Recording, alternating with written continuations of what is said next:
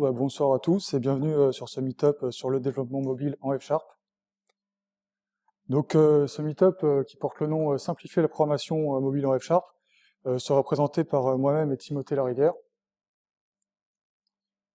Donc on va commencer par la première partie.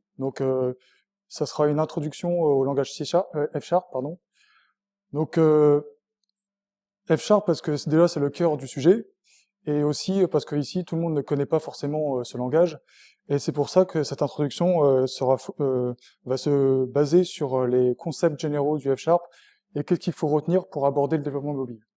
Donc on va pour ça se baser sur un langage qu'on connaît tous ici, le C#.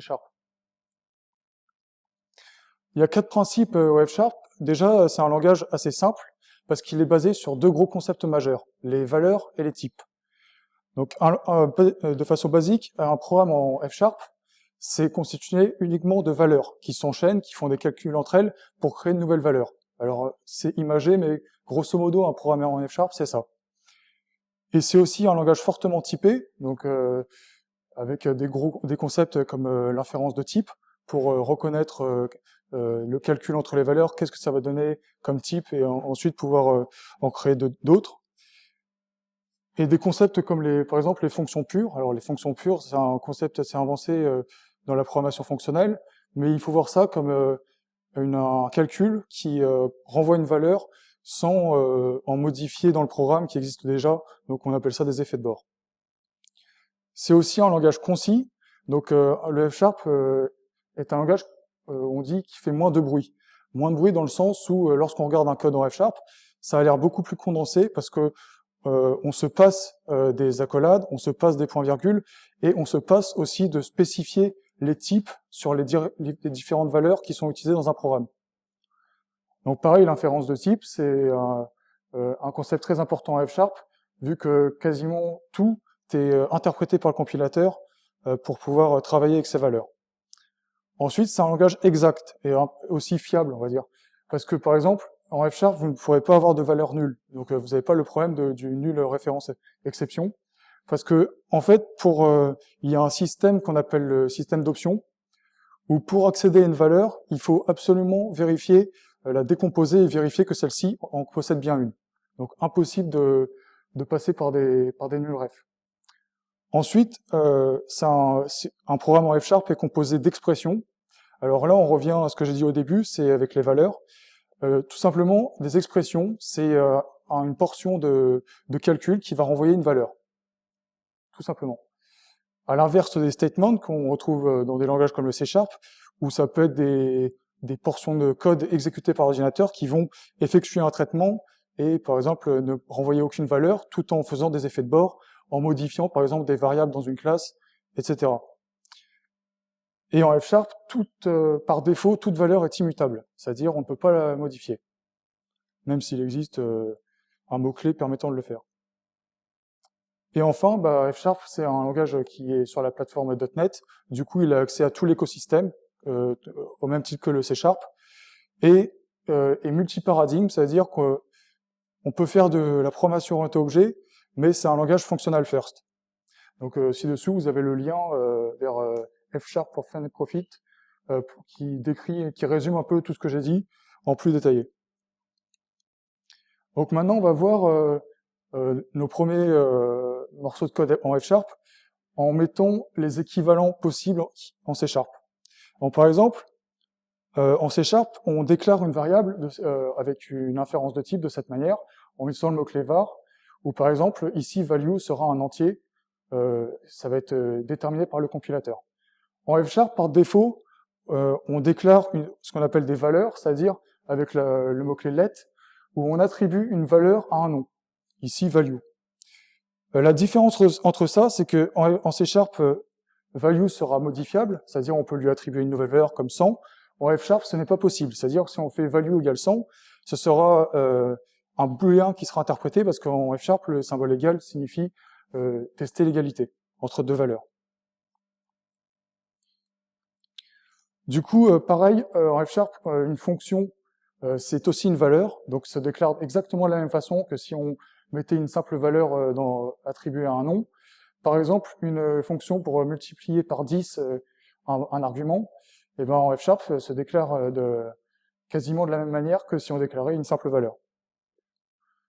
Donc ce qu'il faut noter, donc on voit un peu le pourquoi du moins de bruit ici, c'est qu'en C#, on doit mettre des accolades pour délimiter le corps de la méthode, tandis qu'en F#, on n'utilise pas d'accolade, mais on passe par un système d'indentation qui permet de délimiter le corps de la fonction.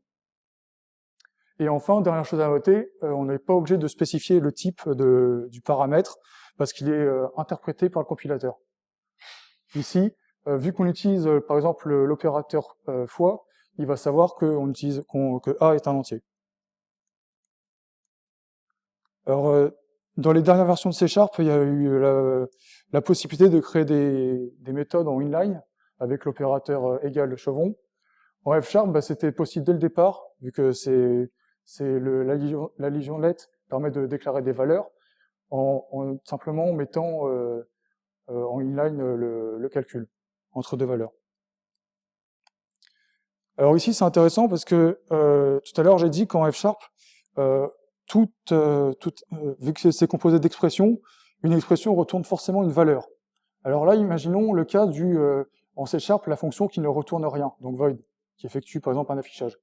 En F#, le type void n'existe pas. C'est ce qu'on appelle le type unit. Donc ici, le print hello en F# va retourner une valeur. Et ça sera pas void, c'est différent. C'est ce qu'on appelle le unit. C'est considéré comme une valeur. On va voir maintenant des types plus complexes. Donc par exemple, l'énumération, en F#, on appelle ça une union discriminée, où chaque membre est séparé par une barre verticale. En C#, on crée souvent des petites classes qui contiennent quelques propriétés. En F#, on appelle ça un enregistrement. Donc chaque membre, cette fois-ci, on doit bien spécifier le type parce que le compilateur est incapable sinon de savoir à quoi ça va faire référence.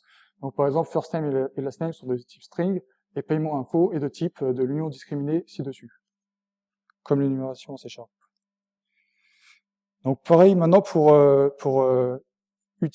créer un nouvel order. Alors en C# on utilisera l'opérateur new avec l'objet et remplir chacune des propriétés. En F#, il y a une grosse différence, c'est que le compilateur il va interpréter quel type ça va être, mais pour ça, il faut vraiment que on remplisse obligatoirement toutes les valeurs.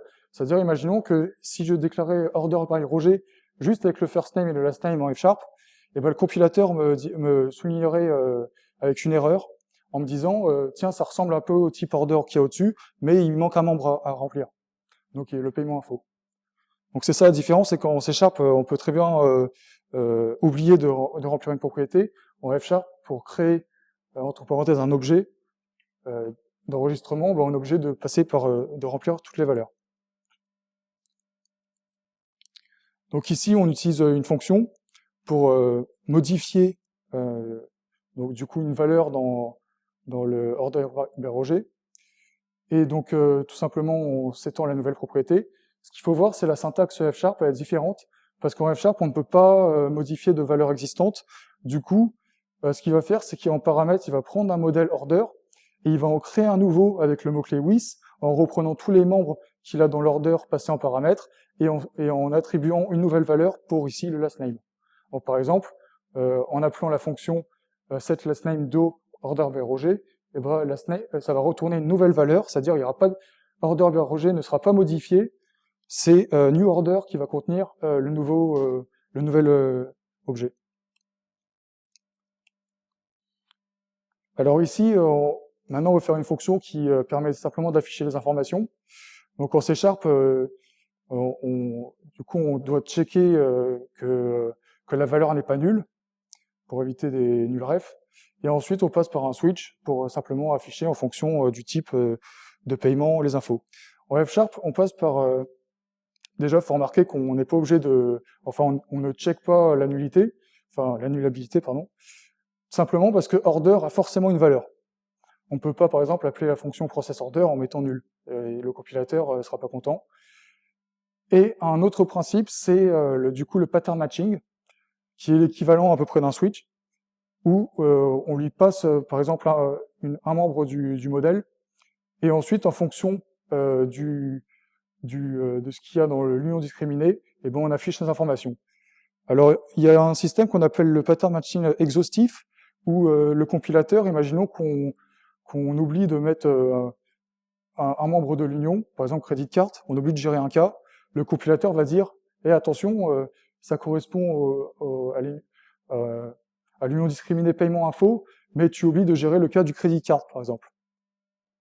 Du coup, c'est très sécurisé. Donc, voilà. Donc maintenant, pour montrer une des forces du F#, imaginons que sur ce programme, on souhaite lui apporter un peu plus de logique et qu'on souhaite mettre plus d'informations dans le check et le credit card. Par exemple, le chèque, ça va contenir un numéro, et une credit card, ça va potentiellement contenir un numéro de carte, une date d'expiration, un numéro CVV. Et donc, pour apporter ces modifications en C#, ça demanderait pas mal de réorganisation. Donc déjà, on pourrait plus passer par une énumération. On serait obligé de créer une classe. Et on ne pourrait plus utiliser le switch parce qu'on ne se base plus sur une énumération, et sur un objet. En F#, c'est beaucoup plus simple. Donc, l'union discriminée peut être typée, dans le sens où on peut dire, bah, le premier cas sera de type string, le deuxième cas sera de type carte d'info, ou carte d'info est simplement un enregistrement qu'on a rajouté avec un number et un CVV. Et ensuite, la deuxième chose à noter, c'est que le pattern matching, à la différence du switch, est un peu plus puissant dans le sens où on peut récupérer les valeurs. Vous voyez, en ajoutant, par exemple, à côté de check, on ajoute une adresse, et adresse va contenir la string que va contenir le chèque, et credit card, pareil, va contenir les infos qu'il y aura dans carte d'info. Donc on extrait les informations de cette manière. Donc voilà pour cette introduction à F#. Donc maintenant, on va passer à Fabulous. Donc Fabulous, du coup, c'est un framework open source qui a été créé par Don Cime et disponible sur GitHub pour travailler avec Xamarin Forms. Donc, je vais exposer ici quelques raisons du pourquoi Fabulous est apparu et à quels besoins il répondait pour les développeurs F#. Alors déjà, il y a plusieurs types d'architectures pour faire de l'UI qui existent dans le monde du .NET. Alors, on retrouve la classique avec les Windows Forms par des callbacks où on met des événements. Plus récemment, bah, du coup, via WPF, Xamarin Forms et UWP, on utilise le XAML avec des patterns comme le MVVM. Et aussi, on peut faire du reactive programming. Alors, lorsque Don Cime avait sorti le langage F#, sur sa première version, il a dit que le F# c'était à la base pas un langage destiné à faire de l'UI. Donc, ça ne veut pas dire qu'on ne peut pas en faire. On peut en faire comme le C#, mais ce n'est pas vraiment le but du langage à la base. Mais on peut accéder à tous ces frameworks. Donc, il n'y a pas vraiment de ligne directive. Par exemple, le C#, si on fait du Xamarin Forms, on pense directement au XAML C# avec une architecture MVVM. Le deuxième souci, ça va être le souci de la mutabilité. Avec toutes les architectures existantes, que ce soit WinForm ou MVVM avec WPF, c'est qu'on ne peut pas utiliser du fonctionnel à 100%, dans le sens où on est obligé de mettre à jour, par exemple, des labels sur l'interface, et pour ça, on est obligé que les éléments de l'UI soient mutables. Du coup, on est obligé de casser les principes de la programmation fonctionnelle. Donc c'est bon pour les perfs, parce que c'est conçu pour ça, mais pour le langage F#, ça apporte pas mal de complexité. Et c'est pour ça que, avec un langage qui s'appelle l'Elm, donc sont apparus des patterns comme le MVU, qui sont utilisés par beaucoup de technologies aujourd'hui, comme le JavaScript sur Redux, et F# plus récemment pour le web avec la stack Fable. Et par contre, il n'y a pas aucun équivalent .NET à l'architecture Elm sur desktop mobile. Enfin, avant, c'était pas le cas. Et un dernier point à souligner, c'est le XAML. Alors le XAML, c'est bien parce que ça permet de séparer en couches logiques et métiers en couche UI et métier, une application où d'un côté on a tout ce qui gère la vue et d'un autre côté tout ce qui gère la logique, mais il y a plusieurs facteurs qui peuvent le rendre pas si simple que ça, notamment pour ceux qui débutent en fait.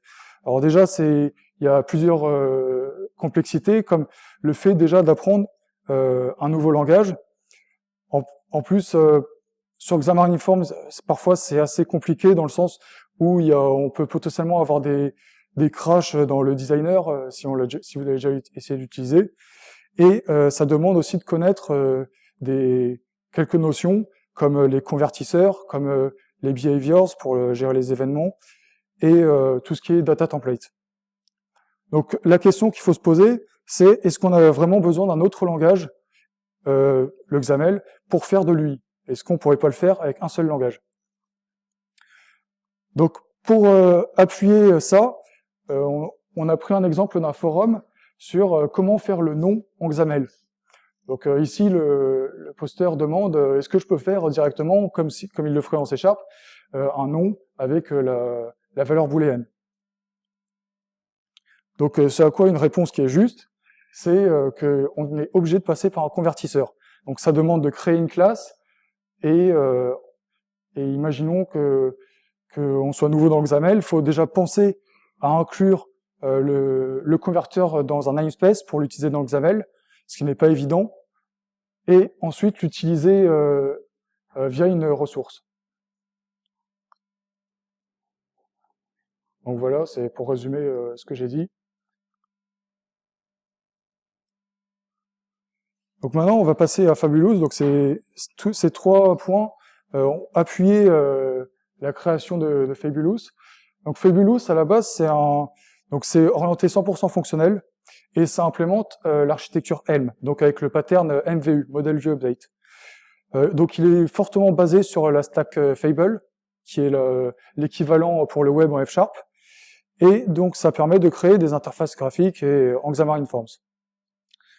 Créé par Don Sim, qui est le même inventeur du langage F#. Pour schématiser l'architecture Helm, alors ça ressemble à ça. Il y a 3 grosses parties. Il y a la partie UI, la partie update, et 4 grosses parties, la partie UI, update, model et view. Alors, si on prend une application existante avec, imaginons une page qui comprend un bouton, qu'est-ce qui va se passer? C'est que ça fait partie de l'UI, l'utilisateur va cliquer sur le bouton, ça va envoyer un message qui vont atterrir dans une file que va récupérer la boucle update, qui va dépiler chaque message. La boucle update, ce qu'elle va faire, c'est qu'elle va prendre en paramètre un modèle. Donc un modèle, il faut voir ça comme ce qui décrit les données de l'application. Et donc la boucle update va prendre en compte ce modèle, va mettre à jour, par exemple, via des appels réseau ou des timers ou des calculs, tout simplement. Et ensuite va être renvoyée à la vue. Alors la vue, faut voir ça comme quelque chose de virtuel. Ce n'est pas quelque chose. Faut pas confondre avec l'UI. Une vue, c'est ce qui décrit les contrôles qui seront utilisés et qui va être généré grâce au modèle. Et ensuite, les modifications sont renvoyées à l'UI pour refléter les changements à l'utilisateur. Donc, on a pris un programme très basique en F# pour Helmich, pour Fabulous, pardon. Alors, dans un premier temps, on retrouve les 4 parties. Alors, en haut, c'est le modèle, donc c'est un enregistrement, tout simplement, avec les données de l'application. Donc, par exemple, ici, on a un booléen qui va permettre de savoir si un bouton est pressé ou pas. Ensuite, les messages sont décrits dans une union discriminée. Alors, faut voir les messages un peu comme chaque événement qu'aura l'application. Et potentiellement, qu'est-ce qui va permettre de modifier le modèle. Donc, c'est une union discriminée où on peut typer les messages. Ensuite, la fonction init est une fonction qui va être appelée une seule fois lorsque l'application va être lancée. Cette fonction init, elle est obligatoire car elle va permettre d'attribuer une valeur de base au modèle de l'application. Ensuite, la boucle update, qui prend en paramètre un message et un modèle, donc ils sont remplis à l'exécution par le framework Fabulous, où ça va être simplement un gros pattern matching, enfin en fonction des messages de l'application, et en fonction du message qui arrive, va modifier le modèle. Du coup, là, on voit qu'il prend le modèle. Là, il va mettre, par exemple, imaginons que si le message précède est levé, et ben dans ce cas, on change sa valeur à true. Et enfin, la fonction view. Donc la view va prendre un modèle et va permettre de générer tout simplement en ajoutant des contrôles Xamarin.Form classiques pour refléter à l'utilisateur ce qui va être affiché. Donc imaginons dans le cas où le modèle est à faux, ben, on affiche simplement un bouton où l'utilisateur aura la possibilité en cliquant dessus d'activer le message précède, et s'il est pressé, on affiche la vue va se recharger et va se recalculer, et donc c'est simplement un label qui va être affiché. Alors pour lancer le runner, c'est le point d'entrée, la fonction mkprogram qui va prendre en paramètre l'init, l'update et la view pour faire fonctionner. Alors alors je sais pas si vous connaissez cette syntaxe, on appelle ça en F# le pipe operator. Ça permet simplement de prendre une valeur, donc celle au-dessus, qui va être calculée, et de l'injecter dans la fonction ici run with dynamic view. Alors run with dynamic view, ça permet simplement d'activer la possibilité de créer des vues en F#. Pour l'instant, faut voir ça comme ça. Donc pour démarrer, c'est assez simple. Déjà, il faut installer les templates avec la commande .NET new i fabulous templates. Ça va permettre, si vous ne l'avez pas sur votre poste de travail, de l'installer. Mais si vous l'avez, ça va permettre tout simplement de mettre à jour. Ça va aller chercher derrière sur Nugget pour mettre à jour ou installer. Et ensuite, pour créer une nouvelle application, on passe directement par la commande .NET. Donc, il n'y a pas de template pour le moment dans Visual Studio. Donc on passe par la commande pour, par exemple, créer ici une application qui s'appelle FreeEdge Chicken Up. Et ensuite, on peut travailler comme sur une application Xamarin Forms en C# XAML, par exemple. Donc maintenant, on va passer aux démos. Donc je vais montrer, je vais démarrer d'une application vide, qui a été générée par l'outil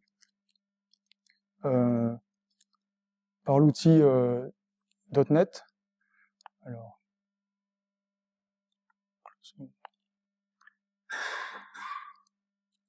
Alors là, ce projet-là, c'est le projet que vous aurez si vous faites la commande .NET new -n fabulous.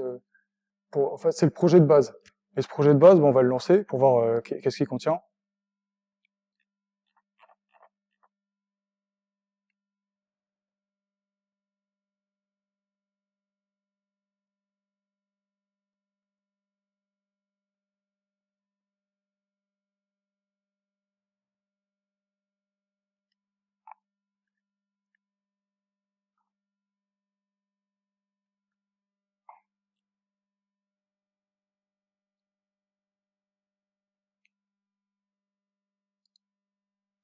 Donc c'est une application de timer simple où on peut cliquer sur les boutons, incrémenter, décrémenter, choisir un step ou activer un timer qui va automatiquement le faire, et un bouton reset. Donc comment ça se présente côté code? Donc déjà on a un modèle qui contient toutes les données nécessaires à l'application. Donc par exemple la valeur du timer, le step pour savoir de combien il doit avancer, et est-ce que on a activé le timer qui va incrémenter automatiquement les valeurs. Ensuite les messages, donc dans l'union discriminée, du coup on retrouve chaque événement possible dans l'application. Donc par exemple le fait d'incrémenter, le fait de décrémenter, le fait d'appuyer sur le bouton reset, etc. Donc par défaut, dans l'init, on met le count à 0 et le step sera à 1. Et ensuite, le timer sera désactivé. C'est ce qui va se refléter sur l'UI. Donc la partie la plus intéressante, c'est la boucle des messages, avec pour chaque cas, par exemple, le fait d'incrémenter, il va prendre le modèle actuel et créer une nouvelle valeur en incrémentant la valeur avec ce qu'il y a dedans.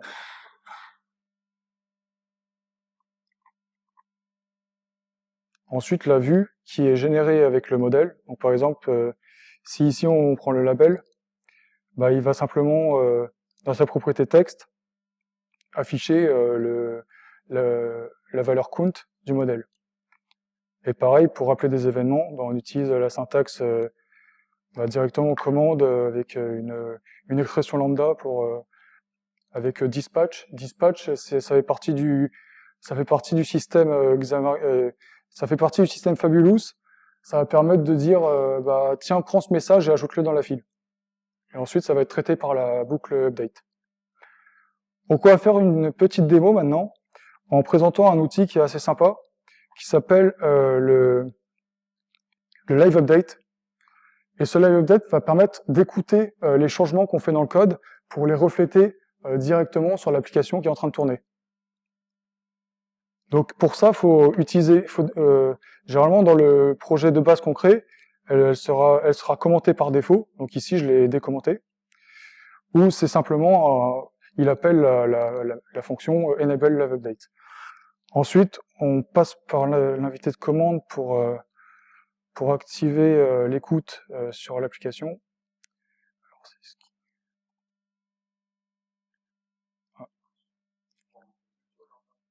Excuse-moi. Alors.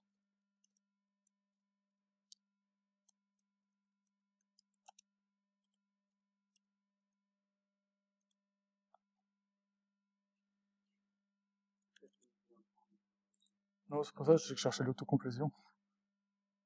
Alors, ah ouais. Je suis désolé, je suis pas habitué au clavier QWERTY. Ah. Ah.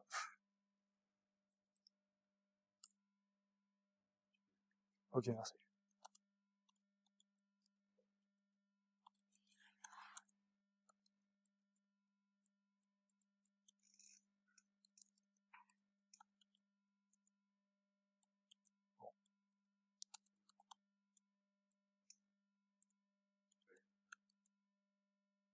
Ok. Ah. Ok. Et donc maintenant, on va lancer l'écoute pour le live update. Encore? Ah, parce que sur Windows, il suffisait de se mettre.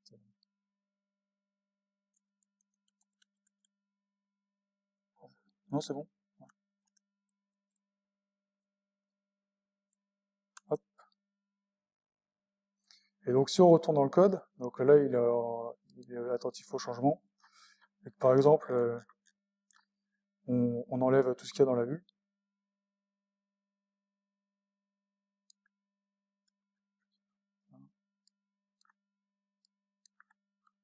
Et qu'on fait sauvegarder. Après un petit temps, il va recompiler derrière et refléter les changements sur la vue. Voilà. Donc là, par exemple, on peut maintenant ajouter des contrôles. Donc on va ajouter une entrée.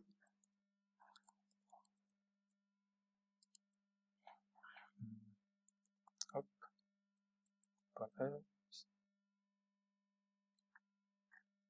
Ensuite, on va maintenant ajouter un seul événement. Donc là, on voit que ça a bien ajouté notre champ de texte. Donc pour l'exemple, on va réduire un peu le code de l'application et mettre un événement. Alors pour l'instant, on va appeler text changed par exemple. Et il va prendre la valeur du champ. Du coup, on est obligé de le typer en string pour dire qu'il va contenir la nouvelle valeur. Le mot. Ah ok. Obligatoirement.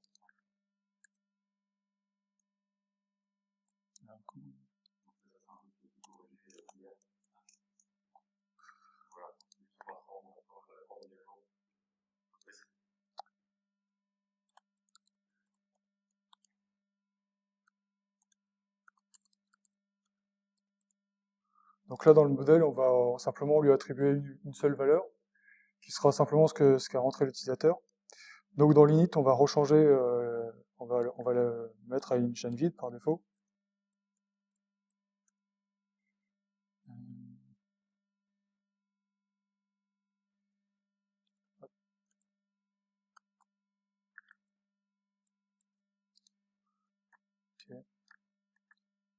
Ça, on n'a plus besoin. Et ensuite, il faut gérer le message.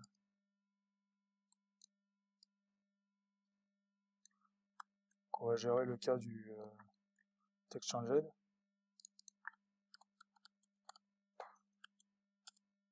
On va appeler texte. Ça, c'est la valeur qu'il va recevoir le programme va rentrer dans la boucle d'update. Ensuite, ce qu'on fait, c'est qu'on modifie le modèle avec la syntaxe du with pour générer un nouveau modèle avec une nouvelle en modifiant un champ. Enfin, pas modifiant, en attribuant un nouveau champ. Avec, du coup, je l'avais appelé comment? User input. Texte. Ensuite, il attend un deuxième. Alors ça, on verra plus tard, mais pour faire rapide, il y a la possibilité de renvoyer un message après avoir effectué une modification sur le modèle. Si on veut rien faire, on met simplement none. Alors là, on remarque que là, le compilateur dit quelque chose, il remarque que le pattern matching est incomplet, parce qu'il remarque que dans l'union discriminée, il y a une valeur toto qui n'est pas gérée. Mais bon, pour l'exemple, ça sert pas à grand chose de la gérer vu qu'elle ne fait rien. Donc maintenant, ce qu'on va faire, c'est que on va ajouter un label à la vue. Voilà.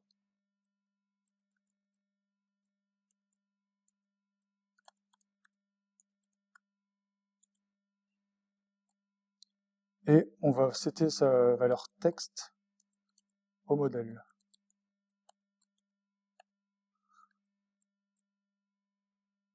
Et ensuite, dans l'entry, on va lier l'événement text changed à notre message. Donc, par exemple, on peut mettre un placeholder pour inciter l'utilisateur à saisir une valeur.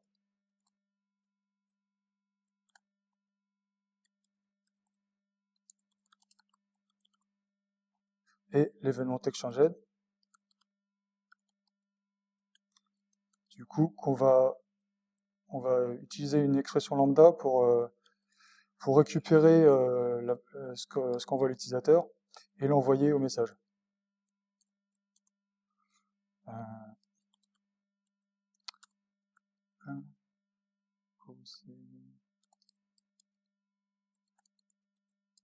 Avec args.newTextValue.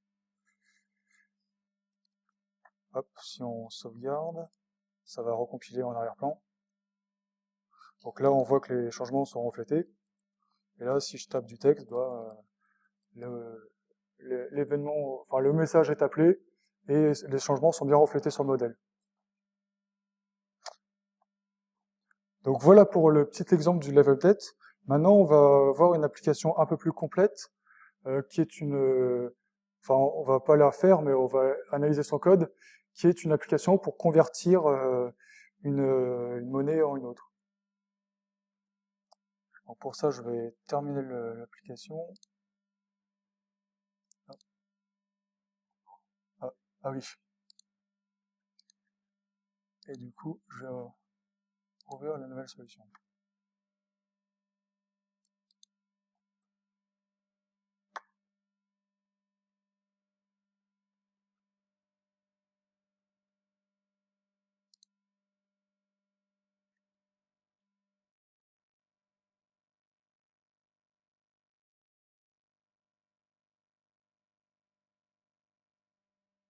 Donc désolé pour le petit bug graphique sur le label, j'ai pas eu le temps de fixer ça. Mais en fait, ce qui se passe, c'est que on récupère, en fait, on utilise derrière un web service qui va permettre de récupérer toutes les conversions, enfin toutes les devises monétaires possibles. Et ensuite, en cliquant sur le bouton convertir, on réappelle ce web service pour faire le calcul avec le taux de conversion. Donc par exemple, si on veut convertir 10 euros en dollars ou l'inverse, ouais, ça a B, du coup ça va. Vers euros. Hop. Et là, si on clique sur le bouton convertir, ça fait la conversion. Alors comment ça se passe derrière? C'est une application relativement simple, mais un peu plus complexe que celle que j'ai montrée avant. Alors déjà, le modèle il est un peu plus rempli. Donc le prix qui correspond à ce qui va stocker ce que l'utilisateur va rentrer dans le champ de texte. Bon, simplement ici, je vais simplement faire un casting simple. Les currency qui vont être récupérés depuis le currency service, c'était pour simuler l'utilisation d'une API, par exemple, surcouchée, qui est stockée dans un service, qui est de type d'une collection de tuples, qui va contenir une string qui correspond simplement à la valeur de la devise, et le currency model qui, lui, va contenir plus d'infos, comme par exemple le symbole de la monnaie, le nom de la monnaie. Et ensuite, les événements qui gèrent les messages, les valeurs qui vont récupérer, par exemple, lorsque je sélectionne ici un élément, ça va simplement récupérer, stocker l'index du picker sélectionné. Si on part maintenant dans les messages, vous avez donc des messages qui gèrent quasiment tout. Donc, par exemple, l'update price, ça va être pour mettre à jour la valeur ici, lorsque le web service va nous renvoyer une valeur. Ensuite, ça c'est pour notifier l'interface utilisateur que les web services ont renvoyé bien toutes les devises du web service. Donc ça permet par exemple d'afficher sur la vue, imaginons que ça prend du temps pour charger. Ici, par exemple, on check est-ce qu'ils ont une valeur. S'ils n'ont pas de valeur et que ça est en train de charger, on écrit simplement chargement. Sinon, on affiche toute l'unité. Ensuite, la méthode init, qui va simplement faire appel à la méthode au-dessus, qui va donner suffisamment d'informations pour afficher la page par défaut. Et la boucle d'update avec les messages, où lorsque, par exemple, l'utilisateur clique sur le bouton, ça appelle le message compute currency. Et là, on fait un appel asynchrone avec, on renvoie un nouveau message en disant, appelle la méthode, la fonction qui est juste au-dessus, en lui envoyant les informations dont il a besoin. Donc, par exemple, le service, les currencies, le prix rentré par l'utilisateur et la currency vers lequel convertir.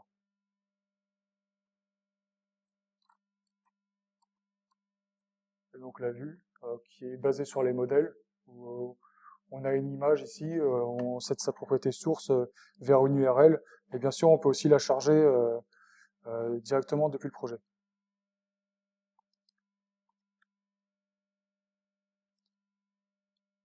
Donc si on retourne au slide, donc ce qu'il faut retenir avant de passer à la prochaine partie, c'est modèle et message. Donc le modèle, ça doit contenir suffisamment d'informations pour que la vue puisse afficher toutes les données dont vous avez besoin.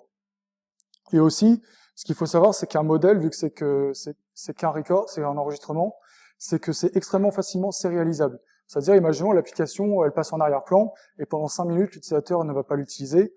À ce moment-là, on peut gérer le cas, sérialiser tout le modèle, le stocker dans l'appareil, et au moment où l'utilisateur va rouvrir l'application, on peut désérialiser le modèle, le restaurer, et ensuite retrouver toutes les valeurs qui avaient été rentrées auparavant.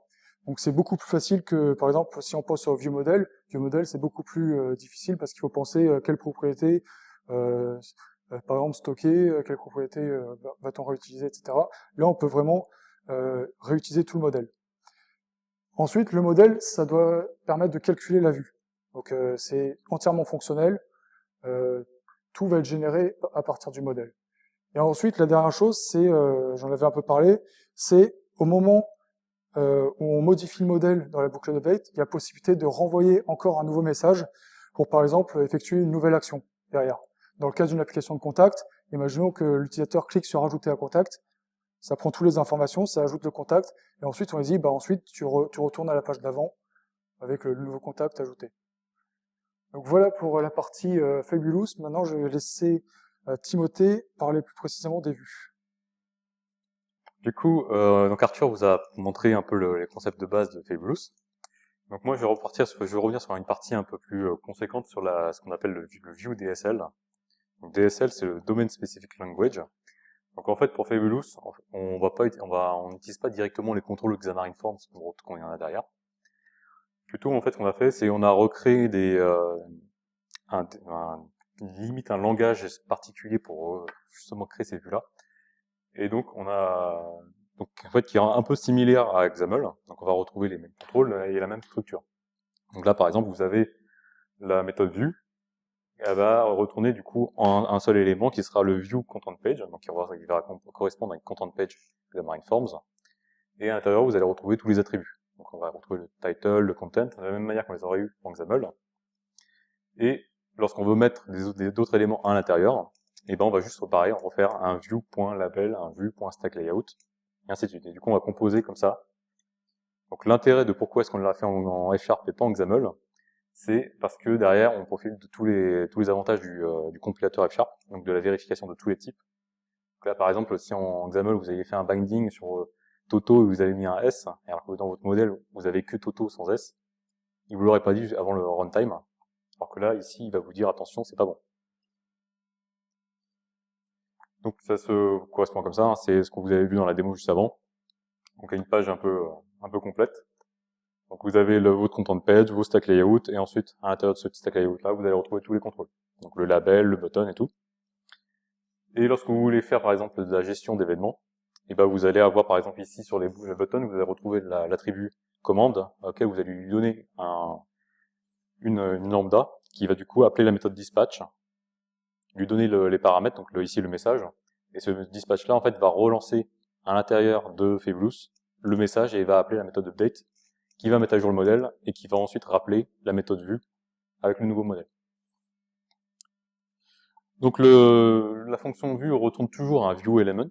Donc un view element, il faut voir ça comme un espèce de dictionnaire clé-valeur, où vous allez vraiment avoir directement les valeurs, par exemple le title avec sa chaîne de caractères associée, le content avec les autres, enfin son view element associé, et ainsi de suite. Donc vous allez tout composer comme ça avec des dictionnaires.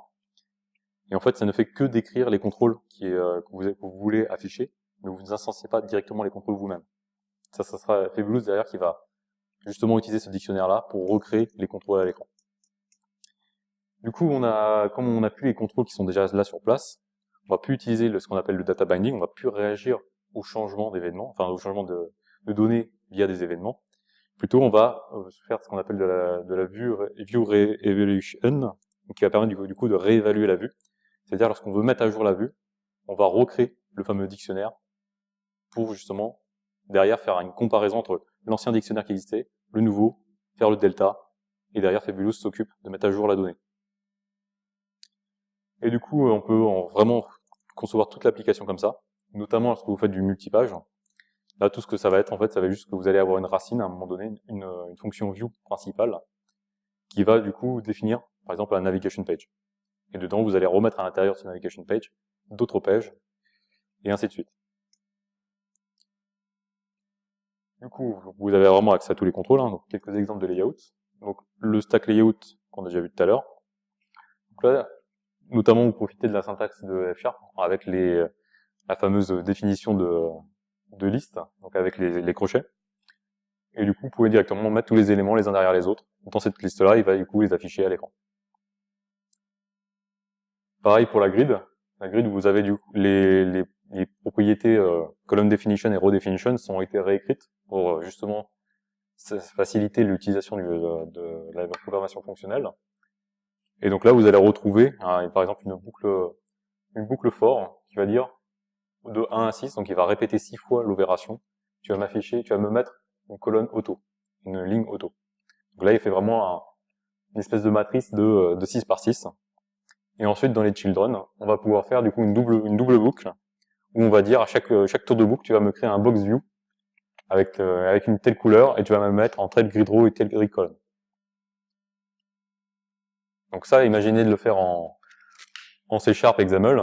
Vous avez deux possibilités, soit vous faites une liste view avec laquelle vous le bindez sur votre view model et que derrière vous avez vos systèmes templates qui vous permettent de gérer le truc. Ou alors vous allez directement en code behind pour injecter les éléments comme vous avez besoin. Dans les deux cas, c'est pas super simple. Donc là, ce qu'il faut vraiment voir, c'est il faut vraiment penser composition. C'est-à-dire qu'on va tout composer plutôt que d'encapsuler. Donc on va pouvoir composer les modèles. Donc notamment, justement, quand je parlais de la partie multipage, en fait, on va avoir des pages indépendantes qui auront leur propre modèle, et on va avoir l'application elle-même qui aura son propre modèle et qui va contenir les modèles des autres. Donc pareil, hein, pour les messages, on va recomposer entre les pages et le route.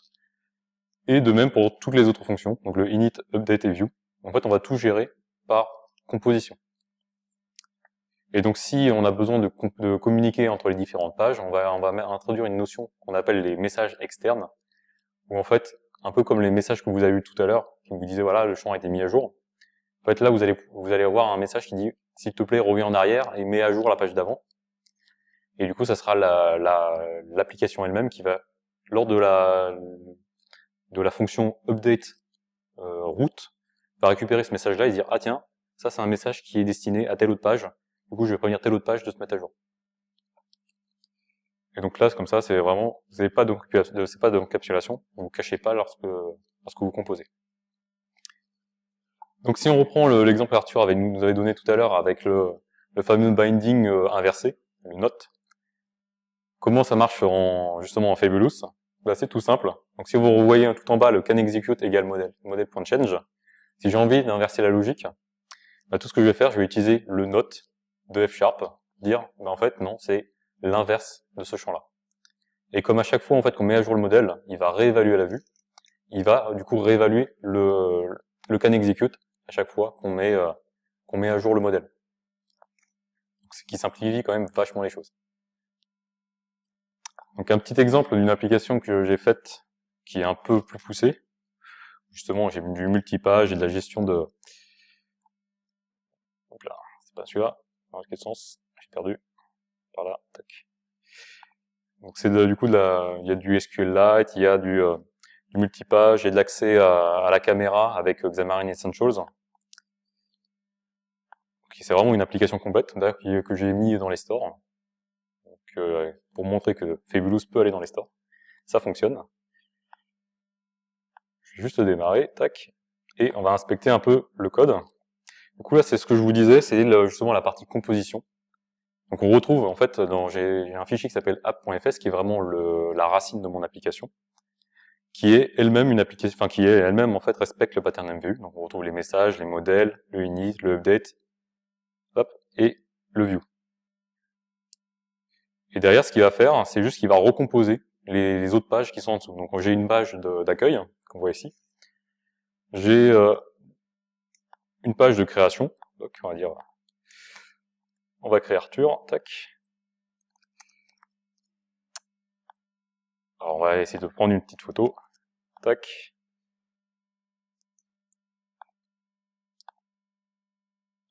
Donc là, il faut attendre un peu, c'est que je prends les photos en full résolution, du coup ça mouline un peu de temps. Il faudrait que j'améliore ça.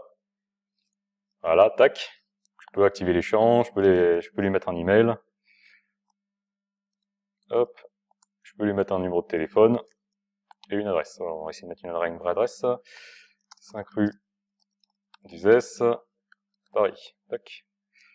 Je sauvegarde. Donc là, notamment, c'est ce que je vous ai dit tout à l'heure, ce que Arthur vous a dit tout à l'heure, c'est qu'on peut renvoyer des messages en arrière. Donc quand j'ai sauvegardé, en fait, c'était le message de sauvegarde. Une fois qu'il a sauvegardé, il revient en arrière. Je vais vous montrer le code juste après. Mais bon, voilà. Donc là, c'est vous avez vu pas mal de pages, notamment la page d'édition, enfin de contact. Et on va finir la page de map. Hop, qui se centre automatiquement, s'il veut bien afficher. Non, pas pour l'instant. Bon, il est parti à l'autre bout du monde, c'est pas grave. Du coup, en fait, dans le code, on va retrouver justement toutes ces pages-là qui sont composées à la racine. Donc la racine, en fait, notre fameux message va contenir le main page message, le detail page message, edit page message, et d'autres informations qui sont du coup internes à la racine elle-même, notamment de la navigation et de la navigation transverse. Dans le modèle, pareil, on va retrouver le modèle de toutes les autres pages. Et c'est là où le option est intéressant, c'est-à-dire qu'on peut modéliser le fait qu'on a une page, mais qu'elle n'est pas là pour l'instant. par exemple, quand je démarre l'application, j'ai pas forcément un contact déjà en cours d'édition.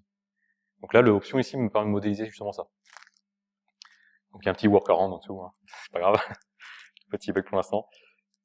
Donc l'update, enfin le init, tout ce qu'il fait, c'est, il va, comme j'ai juste besoin de la main page, je vais appeler le init de la main page, que je vais du coup mettre dans mon modèle initial. Du coup, mon modèle, enfin mon update, on va retrouver en fait pour chacune des pages. Je vais savoir que c'est un message qui est destiné par exemple à la main page. Du coup, je vais appeler mainpage.update. Je vais lui donner son message, le modèle que je connais d'elle, et en fait à la sortie, il va me redonner le nouveau modèle de la main page, la commande que la main page a utilisée, et un external message si jamais j'en ai besoin. Pour d'autres, du coup. Donc là ensuite j'ai juste un petit un mini pattern matching qui me permet justement de renvoyer des messages selon si j'ai des messages externes à envoyer. Et pour finir, je vais juste mettre à jour dans le modèle initial le nouveau modèle de la main page. Et ce que j'apprécie beaucoup avec Fabulous, c'est justement la partie composition de la vue. Donc là, par exemple, je vais avoir forcément une main page qui se trouvera dans ma stack de navigation. Donc je vais juste l'appeler comme tous les autres. Je vais juste appeler la méthode view de ce main page. Je vais lui passer son modèle et tout. Et dans les autres cas, seulement si je dispose d'un modèle sur cette page-là, je vais appeler la méthode view. Dans l'autre cas, je vais lui dire, bah non, en fait, moi, j'ai pas de modèle, donc j'ai pas besoin de vue. Et derrière, ça me permet, en fait, dans mon navigation page, de faire un petit pattern matching qui me dit, voilà, j'ai 3 pages qui sont conditionnelles, donc j'ai about page, detail page et edit page. Donc, dans le cas où j'ai aucune des 3 autres, dans mon stack, tu me mets que la main page.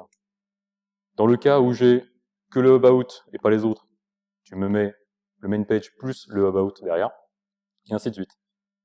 Et du coup là, en l'espace de 5 lignes, j'ai vraiment toute la hiérarchie de pages que je peux avoir. C'est-à-dire que je ne peux pas je ne peux pas mixer les pages. C'est-à-dire que je peux pas avoir une page about qui va arriver avant la main page. Je peux pas avoir une page de edit si j'ai pas une page de detail.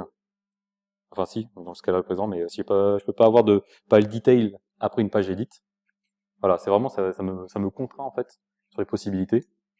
Du coup, je suis sûr que contrairement à du XAML où en général vous avez une stack où vous ajoutez vous-même les pages, là, je ne peux pas sortir des chemins que j'ai tracés. Donc ça, c'est assez intéressant avec les Blues et les Sharp. Et ensuite, on va retrouver dans le projet, hein, j'ai un découpage par page.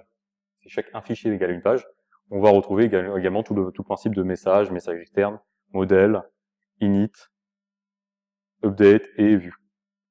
Vraiment tout est indépendant. Et donc derrière, moi en fait j'ai juste mon repository qui est tout simplement dans son fichier lui-même, où là je vais pouvoir faire du SQLite, méthode que du coup je vais pouvoir appeler derrière dans ma méthode update. Du coup pour aller un peu plus loin, donc là on vous a parlé de pas mal des fonctionnalités, mais qu'en est-il de la testabilité, de l'extensibilité, des performances? Justement en fait niveau testabilité, comme vous avez pu le voir avec la démo d'Arthur, c'est quand même super rapide d'écrire des nouvelles vues. On n'a pas besoin de switcher entre les pages, on n'a pas besoin de créer des view modèles, tout ça. On fait juste une autre view.label et hop, c'est bon, il s'affiche notamment avec le live update. Après, du coup, le code aussi est entièrement unit testable. C'est-à-dire que le modèle, c'est vraiment juste un poco. Donc, on peut le tester si on veut vraiment vérifier qu'on a les bonnes valeurs au bon endroit. Et toutes les autres toutes les autres fonctions, notamment les init, update et view, sont des fonctions pures. C'est-à-dire qu'ils vous donneront toujours le même résultat si vous leur donnez les mêmes paramètres.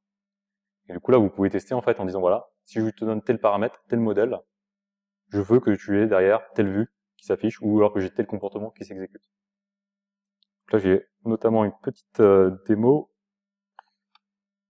Enfin, une démo, non, je vais juste vous montrer le code. Alors, je vais essayer de zoomer un peu. Tac. Donc ça, c'est un code que Jim Bennett a écrit. Tac. Et du coup, là, c'est vraiment juste des tests unitaires assez basiques. Sauf que derrière, il va juste, par exemple, tester sa méthode init. Voilà, il va appeler sa méthode init. Et il va s'assurer qu'il retrouve bien les bonnes informations à l'intérieur.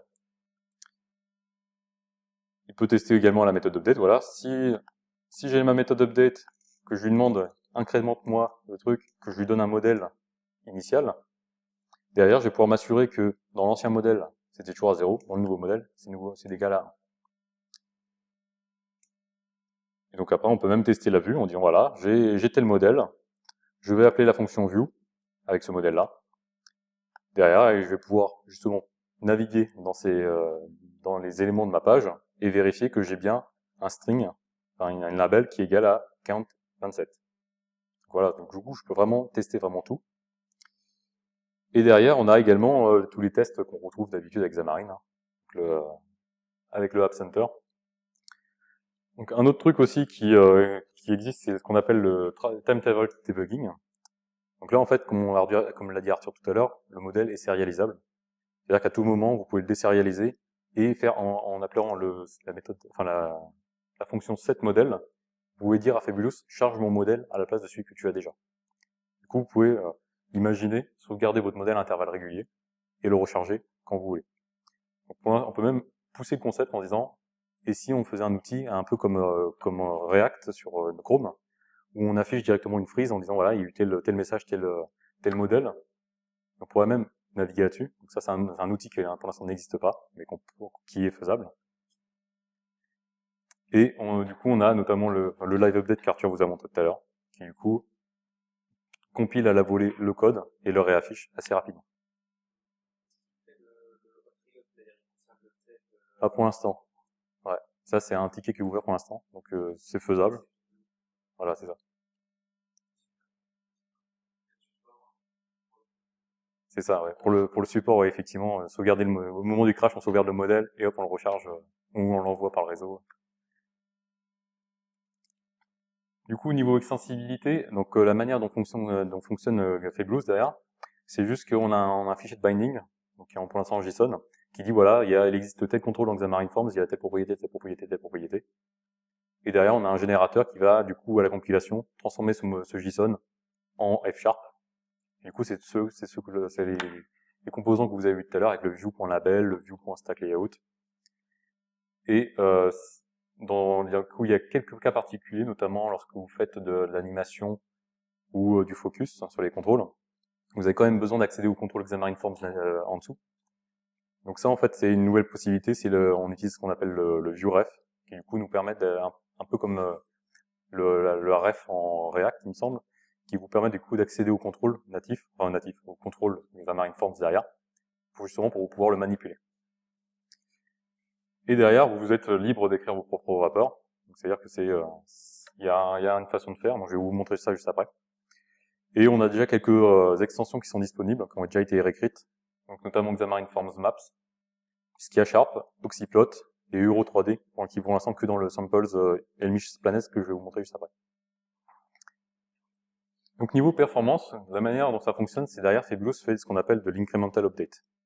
Donc c'est-à-dire que derrière le fait qu'on réécrive, qu'on recrée à chaque fois le dictionnaire de clés-valeurs de toutes les propriétés, en fait ça n'a pas d'impact sur la vue, parce qu'il va faire juste un delta, et il va dire tiens, il y a la propriété title qui a changé, du coup je vais mettre à jour que la propriété title, et je vais ignorer tout le reste. Donc ça c'est assez rapide du coup. Et si jamais vous en avez besoin, vous pouvez le customiser pour vos besoins. Par exemple, il y a un contrôle, c'est notamment SkiaSharp, justement pour invalider la surface. Il fallait faire un petit truc un peu particulier. Et du coup, on peut justement surcharger ce comportement pour faire ce qu'on a besoin. Et derrière, c'est ce fameux dictionnaire, vous n'êtes pas obligé de le réécrire, enfin, de le recréer à chaque fois.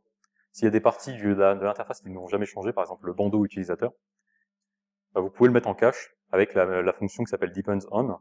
Vous lui dites en premier paramètre les valeurs sur lesquelles elle dépend, donc notamment les informations utilisateurs. Et en deuxième paramètre, ça va être justement la construction de la vue. Et du coup, si les paramètres n'ont pas changé, il va vous ressortir du cache le truc que vous avez écrit précédemment. Et donc pour finir, vous bénéficiez de tout l'ensemble des outils Xamarin, parce que derrière ça va compiler sur du Xamarin. Donc vous retrouvez tout ce qui est linker, gestion du HTTP, et vous allez retrouver du coup aussi tous les autres outils, donc Xamarin Profiler, App Center qui va vous faire tout et tout. Donc du coup, je vais terminer la présentation. Donc Timothée vous présentera peut-être tout à l'heure son exemple avec Euro 3D. Donc ça bénéficie de tous les outils Xamarin, l'App Center, etc. On peut accéder à vraiment tous les outils qu'on peut utiliser en C# et XAML. Donc voilà la démo Almich que Timothée voulait présenter, où il utilise un modèle 3D pour l'afficher dans la vue.